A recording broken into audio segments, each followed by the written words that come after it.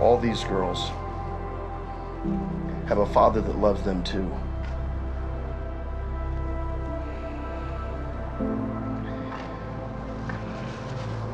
So if you're hearing a little voice that's telling you to stay, that there's a larger hand at play here,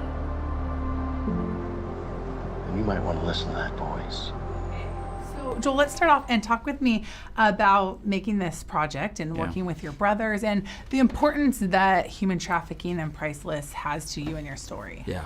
Well, it really started with the band, with For King and Country, and my brother Luke and I comprised that group, and we were very moved to simply share about chivalry and celebrating a woman's worth, and it was met with this really alarming response from our audience. So we went to our brother Ben, who's a filmmaker, about 2 years ago.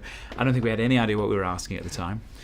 And we said, we think there's a story here that needs to be told. And he recalled a documentary that he'd edited a few years prior. So we pulled inspiration from that story, and we sort of married it with this Priceless movement.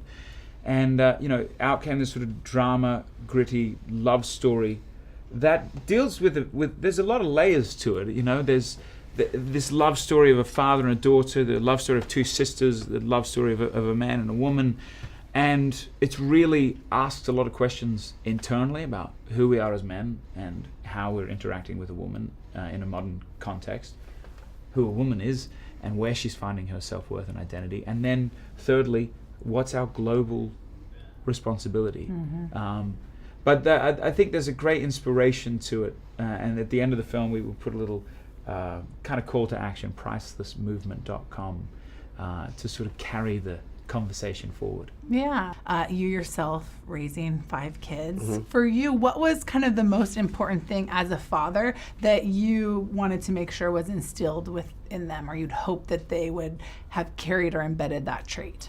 My own children? Yeah. Well, I guess, be true to themselves, because the truer you are to yourself, the more opportunities you have to bring and build a family that's like-minded.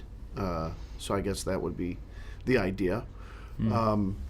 Because really, it's your own personal responsibility that you have for yourself. And if you're responsible for you, then you can be responsible for other people. And I love the message of this film, that it's important that we're all responsible, and you shouldn't participate in things like this.